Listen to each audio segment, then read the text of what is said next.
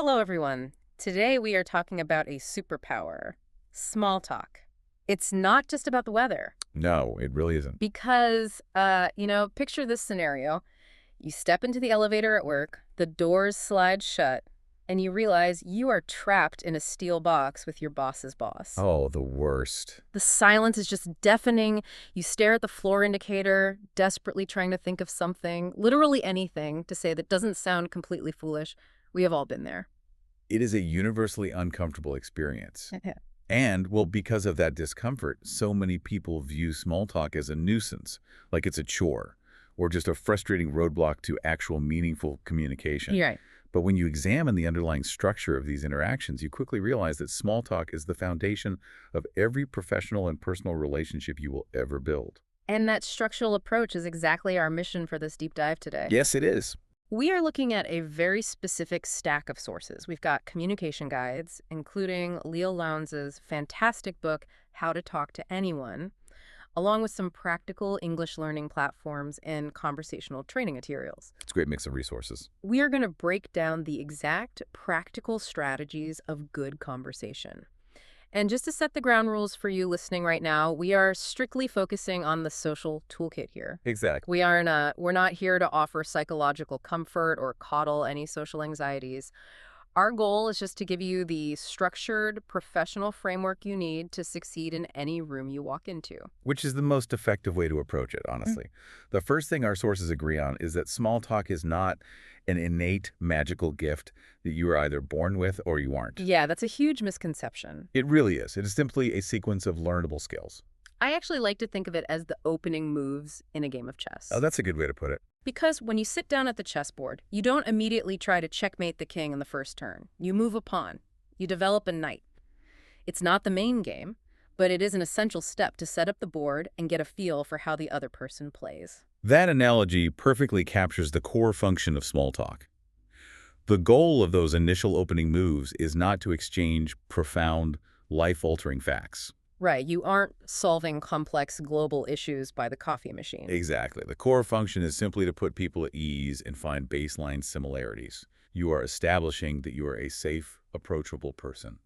More importantly, you are taking a voice sample of the other person. A voice sample? Yes, to gauge their mood, their energy level, and just their general willingness to engage with you. Okay, so if small talk is the opening of a chess game, there is one default opening move that almost everyone uses.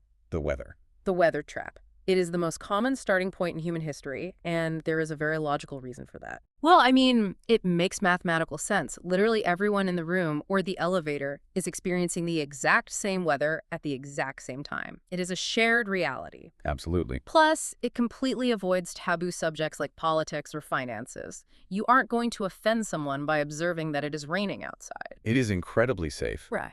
But that safety is exactly why it becomes a trap if you stay there too long. Right. If you linger on the topic of rain or humidity, the conversation inevitably stalls out. Your goal must always be to move from a bad short talk, which usually relies on closed-loop questions that effectively kill the conversation. To a good expanding talk. Exactly. Let's get into the how of that, because pivoting away from the weather without sounding abrupt can be incredibly tricky. It comes down to avoiding what Leah Lowndes calls naked answers. In her text, she specifically outlines a rule called Never the Naked City. I want to make sure we explain that fully for the listener. What exactly does she mean by the naked city? It means that if someone asks you a basic question, like where you are from, giving a one-word answer is a conversational dead end. Like just saying London. Right. If you just give the naked name of the city and say London, you place a massive burden on the other person. You force them to instantly come up with a brand new question to keep the interaction alive. Which is stressful. Very stressful. Instead, you have to throw out bait. You dress up that naked city with a fact or an observation. You say, London, but I mostly stay indoors because I can't stand the rain. Oh, I see. Now you have given them two pieces of bait.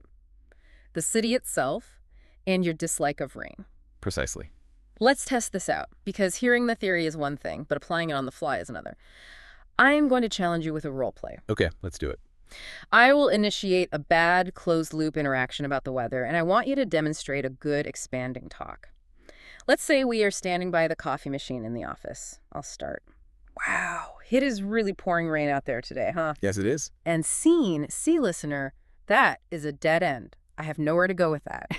It's just awkward. The burden is entirely back on me to scour my brain for another topic, and the silence is already getting heavy. Now, let's rewind. Show me the good expanding talk. I want you to use an open-ended question to pivot the topic away from the weather entirely. Ready? Ready. Wow, it is really pouring rain out there today, huh? It really is. It completely ruined my plans to go hiking, so I'm trying to figure out a backup plan. Yeah. What do you usually like to do on a rainy weekend like this? Okay, that is incredibly smooth. You acknowledge the weather, which validates my opening move. Right. Then you gave me a tiny piece of information about yourself, that you enjoy hiking, which is your bait. And then you immediately pivoted the focus back to me with an open-ended question about my weekend plans. If we look at the psychology of that pivot, it acts as the bridge from the initial safe greeting to the actual substance of the conversation. But once you successfully pivot away from the weather trap, you need a reliable framework. Otherwise, your mind goes blank the moment they finish answering your question about their weekend. Which brings us to the core strategy of our deep dive today. It is an acronym, the FORD method. FORD. This is a structural map for you to follow whenever you feel that panic of not knowing what to say next. Let's say our coffee machine conversation is going well and we want to keep it moving. We can start with F, which stands for family. Now, family can sound overly intimate for small talk. You don't want to pry into personal drama or ask overly specific questions about spouses or children, which can be sensitive. Yeah, that gets weird fast. Exactly. A perfectly calibrated question for the F in FORD is simply, have you lived here long? Or, where did you grow up? Those are fantastic because they touch on a person's origins without being intrusive. Let's say they answer that they grew up in Chicago but moved here for work. That creates a completely natural, organic transition to the next letter, O. Which stands for occupation. Right. But I have to say, I've always found asking what you do to be incredibly dull, and sometimes it actually makes people tense up. You are picking up on a very real psychological trigger there. The sources specifically note that asking, what do you do, ties a person's entire identity to their income. Oh, wow. Yeah, it can be incredibly awkward if the person is currently between jobs, if they are retired, or if they simply despise their line of work. It induces status anxiety.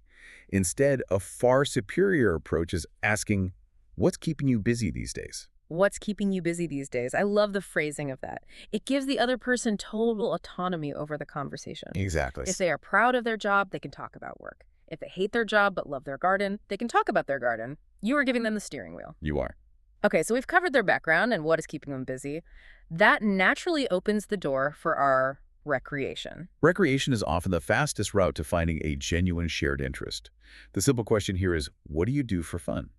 Or, what do you like to do when you aren't working?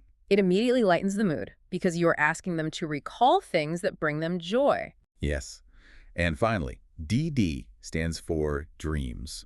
Just to be clear, we aren't talking about the weird dream you had about a talking dog last night. We are talking about motivations and aspirations. But how do you ask about someone's dreams in a casual setting without sounding like a life coach? You scale the concept down. You don't ask about their 10-year life plan. A great simple question for dreams is, do you have any travel plans coming up? Or are you looking forward to anything this summer? Oh, that's easy. Right, it focuses on their short-term goals and motivations. People generally love talking about places they want to visit or events they're excited about. So we have a clear, reliable path: family, occupation, recreation, and dreams. But I have to play devil's advocate here. Go for it. What if I use this framework perfectly? I ask what's keeping them busy, and they suddenly launch into a stressful rant about the economy or how terrible the real estate market is. What if my FORD question accidentally steers us into a conversational minefield? That is where you have to enforce the strict boundaries of small talk. Based on all the communication guides we are analyzing, there are specific topics you must unequivocally avoid. Like what? You never ask about finances, you never bring up politics, you avoid religion, you do not indulge in complaints, and you never comment on physical appearance or age. Wait, not even as a joke. What if I make a self-deprecating joke about my own age just to break the ice? Not even as a joke. Think of small talk as building a bridge between two people. The purpose of this interaction is to construct a solid foundation of comfort and trust. It is not about testing that bridge's load capacity. That makes total sense. Complaining, making edgy jokes, or bringing up heavy political topics introduces massive friction before the bridge is even fully built. It will collapse the interaction. The bridge analogy is perfect. You have to lay the bricks of trust before you can drive a heavy truck of opinions across it. So, what does this all mean for you, the listener?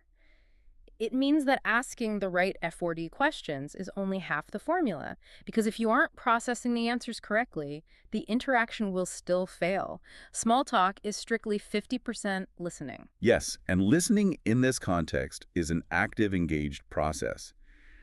You must focus on the flow of the interaction using follow-up questions. Right. When someone answers your F4D question, you cannot just nod politely, check that box in your head, and immediately move to the next letter. That makes you sound like an auditor. You use specific prompts to keep their momentum going, like, that sounds fascinating. Tell me more about that. I like to compare this active listening phase to being a word detective. You aren't just hearing their voice, you are listening closely to their words for clues about what they actually want to talk about. If you ask about their weekend, and they casually mention their new rescue dog 3 different times while describing their Saturday, the clue is right there flashing in neon lights. Stop asking about their Saturday schedule and ask them about the dog. Yes. And once you find that topic they are passionate about, you use what the sources call the swiveling spotlight. The swiveling spotlight is one of the most powerful concepts in social psychology. Let's explore that. Imagine a giant, invisible theatrical spotlight shining down between the two of you. You want to keep that spotlight swiveled onto the other person as much as possible. Human beings get a literal rush of dopamine when they talk about themselves. They really do. If you keep the spotlight on them, they will walk away from the conversation thinking you are the most fascinating, charismatic person in the room, even if you hardly said a single word about yourself. But to keep that spotlight squarely on them without sounding like a detective conducting an interrogation, our sources introduce 2 very specific listening techniques. The first is called parroting. Okay, what is parroting? Parroting is simply repeating the last few words your partner says, using a slightly curious tone to keep the ball in their court. Let me stop you there, because that sounds risky. If I just repeat someone's words back to them, won't they notice? Won't they think I am mocking them? It sounds unnatural when we analyze it, but in the flow of a normal conversation, it works flawlessly because it demonstrates that you are tracking their thoughts perfectly. Give me an example. For example, if they say, I just got back from a nightmare trip to Japan, you don't immediately launch into a story about your own trip to Tokyo. You simply say, a nightmare trip to Japan. That tiny parroting action forces them to elaborate, and it keeps the spotlight entirely on their experience. Ah, I see. You are basically giving them permission to keep telling their story without having to invent a brand new question. It is an incredibly low-effort way to be a great conversationalist. Precisely. The second technique takes this a step further. It is called echoing. While parroting is repeating the last few words, echoing is when you intentionally adopt their specific verbs and adjectives in your own responses. How does that work in practice? Let's say a colleague is telling you about a new project, and they describe it as taking off. Later in the conversation, instead of saying their project is succeeding or doing well, you specifically refer to their work as taking off. Or if they use the phrase, I hear what you're saying, instead of I see what you mean, you mirror that auditory language back to them later. Why does matching a few vocabulary words make such a big difference? It is all about in-group signaling. Neurologically, we are wired to trust people who are similar to us.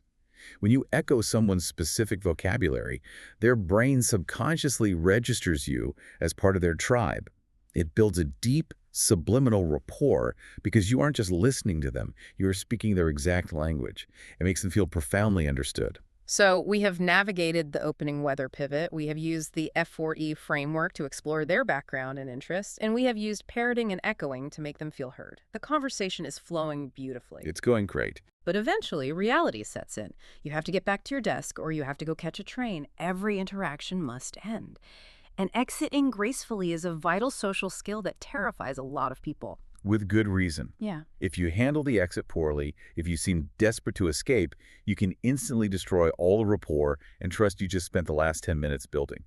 The other person will assume the entire conversation was fake. The panic of trying to leave often makes people say bizarre things. I know I have tried to logically link whatever we were just talking about to the fact that I need to leave, and it always sounds ridiculous. The sources strongly advise against using those overly complicated or fancy transitions. When people try to logically link the topic to their departure, it usually sounds something like, Speaking of your trip to Japan, I actually have to travel to my desk right now to finish a budget report. That sounds so incredibly unnatural. You can practically hear the gears grinding in their head. It does. It fails because it takes your attention away from the conversation. Instead of listening, you are mentally calculating an escape route, and the cognitive load is too high. Instead, you should aim for a transition that is gentle, yet remarkably clear. But the timing is what trips people up.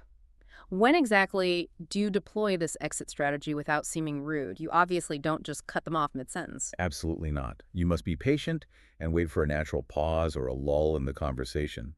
Human speech naturally ebbs and flows. When that inevitable lull happens, you signal the transition gently with a single transition word like, well, or anyway. It's like a conversational yellow traffic light. Exactly.